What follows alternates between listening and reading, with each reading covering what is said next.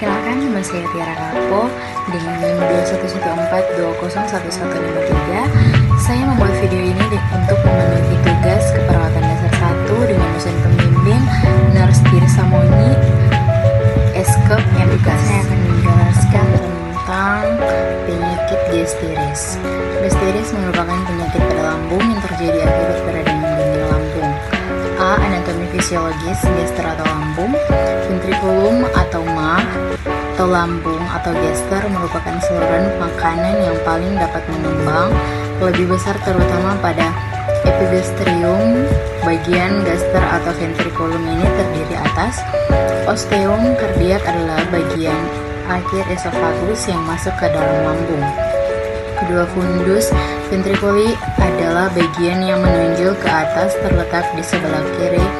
Osteum kardiak biasanya terdiri gas. Corpus ventriculum adalah badan lambung setinggi osteum kardiak, lekukan pada bagian bawah curvatura minor. Curvatura minor terletak di sebelah kanan lambung dari osteum kardiak sampai pylorus.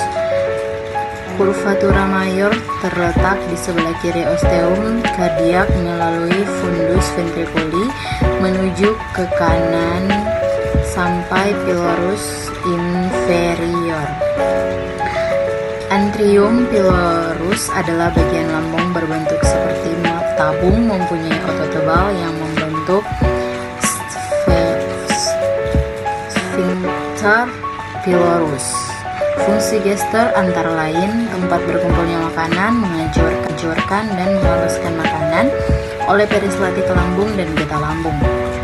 Kedua, mempersiapkan makanan untuk dicerna oleh usus dengan semua makanan dicairkan dan dicampurkan dengan asam hidroklorid. Tiga, mengubah protein menjadi pepton oleh pepsin. Keempat, membekukan susu dan kasein yang dikeluarkan oleh renin. B. Definisi gastritis. Gastritis adalah inflamasi dari mukosa lambung. Gastritis adalah segala radang mukosa lambung.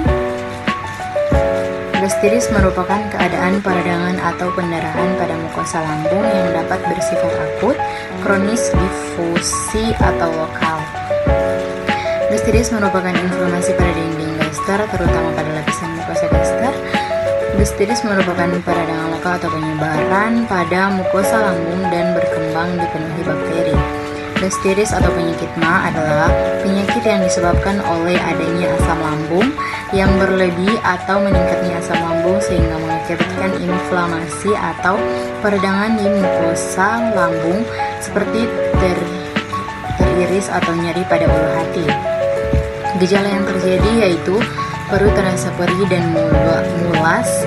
Ada dua jenis penyakit gastritis, yaitu gastritis akut. Gastritis akut adalah suatu peradangan permukaan mukosa lambung yang akut.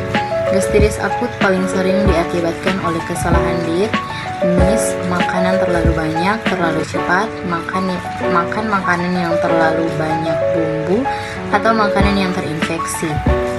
Penyebab lain termasuk alkohol, aspirin, reflux, empedu, atau terapi radiasi. 2. Gastritis kronis.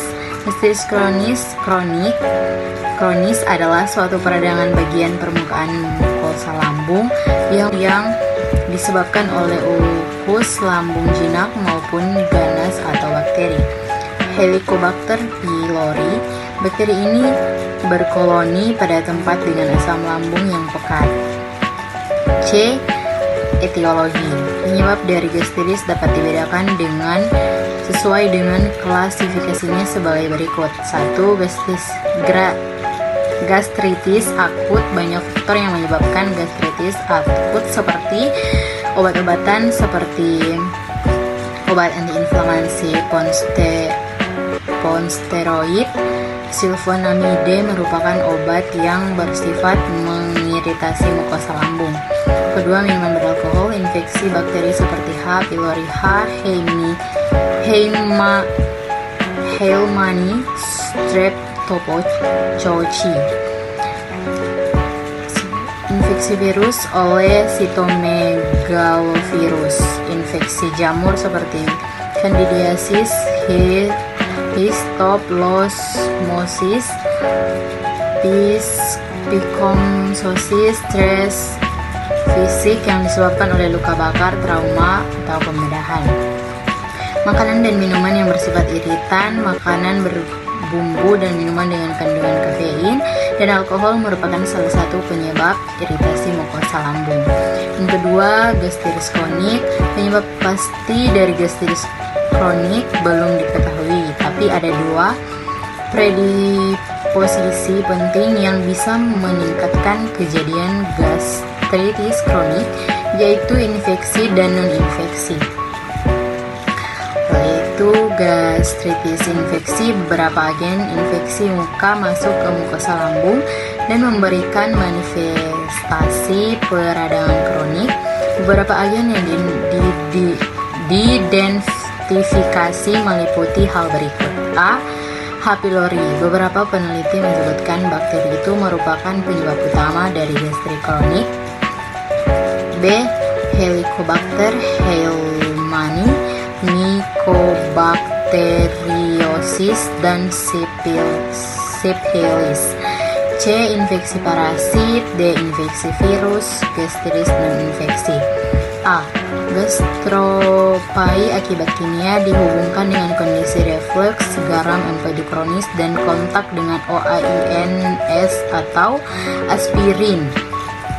B. Gastropati uremik terjadi pada gagal ginjal kronik yang menyebabkan ureum terlalu banyak beredar pada mukosa lambung. D. Patofisiologi. 1. Gastritis akut, zat iritasi yang masuk ke dalam lambung akan mengiritasi mukosa lambung. Jika lambung terisi, ada dua hal yang jika mukosa lambung teriritasi, ada dua hal yang akan terjadi. A. Karena terjadi iritasi mukosa lambung sebagai kompensasi lambung akan meningkat sekresi mukosa yang berupa HCO3 di lambung. HCO3 akan berikatan dengan NaCl sehingga menghasilkan HCl dan NaCO3. Hasil dari penyawaan tersebut akan meningkatkan asam lambung. Jika asam lambung meningkat, maka akan meningkatkan mual, muntah, maka akan terjadi gangguan nutrisi cairan dan elektrolit. B. Iritasi mukosa lambung akan menyebabkan mukosa inflamasi. Jika mukus yang dihasilkan dapat melindungi mukosa lambung dari kerusakan HCl, maka akan terjadi hemostatis dan akhirnya akan terjadi penyembuhan. Tetapi jika mukus gagal melindungi mukosa lambung, maka akan terjadi erosi pada mukosa lambung. Jika erosi ini terjadi dan sampai pada lapisan pembuluh darah, maka akan terjadi perdarahan yang akan menyebabkan nyeri dan hipovolemi. 2. Gastritis kronik. Gastritis kronik disebabkan oleh gastritis akut yang berulang sehingga terjadi iritasi mukosa lambung yang berulang-ulang dan terjadi penyembuhan yang tidak sempurna. Akibatnya akan terjadi atrofi kelenjar epitel dan hilangnya sel parietal dan sel Schwann. Karena sel parietal dan sel Schwann hilang, maka produksi HCl, pepsin, dan fungsi intrinsikal lainnya akan menurun dan dinding lambung juga menjadi tipis serta mukosanya rata-rata.